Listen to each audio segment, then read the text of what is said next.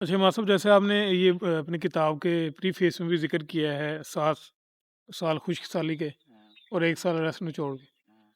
اس کو آپ کیسے ریلیٹ کریں یا اس کا کیا اس کے پیچھے ہے اس یار کا یہ سلسلہ؟ میٹافوریکلی میں نے لکھا ہے، آ، یوسف علیہ السلام نے جب بادشاہ کے خواب کی تعویل کی تو خواب یہ تھا کہ 7 دبلی گائیں ہیں جو 7 فربا گایوں کو کھا رہی ہیں، اور 7 خشک بالیاں ہیں جو 7 ہری بھری بالیوں کو کھا رہی ہیں۔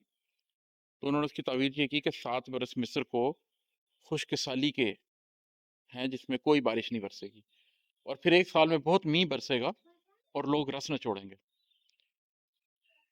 تو میری ذات نے بھی 7 سال اس خشک سالی کے گزارے جس میں کوئی تخلیق نہیں ہوئی۔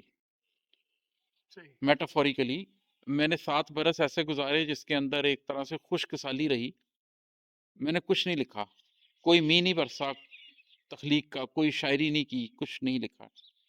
اور پھر 1 سال ایسا آیا رس نچوڑنے کا کہ جس میں نے اس 7 سال کے سارے تجربے کو لکھا، اور وہ سارا کچھ اکٹھے ایک دم ہی میرے اندر سے، مطلب وہ ایک طرح سے جیسے ڈیم ٹوٹ جاتا ہے، وہ سب کچھ نکل کے باہر آتا ہے۔ تو پھر وہ میں نے اس کو تحریر کیا، تو اس کے حوالے سے میں نے ذکر کیا کہ 7 خشک سالی کے برس سے تخلیقی نقطہ نظر سے، اور پھر ایک برس تھا جس کے اندر میں نے اس کا رس نکالا، اس کا جو کچھ کشید کیا تھا وہ میں نے لکھا۔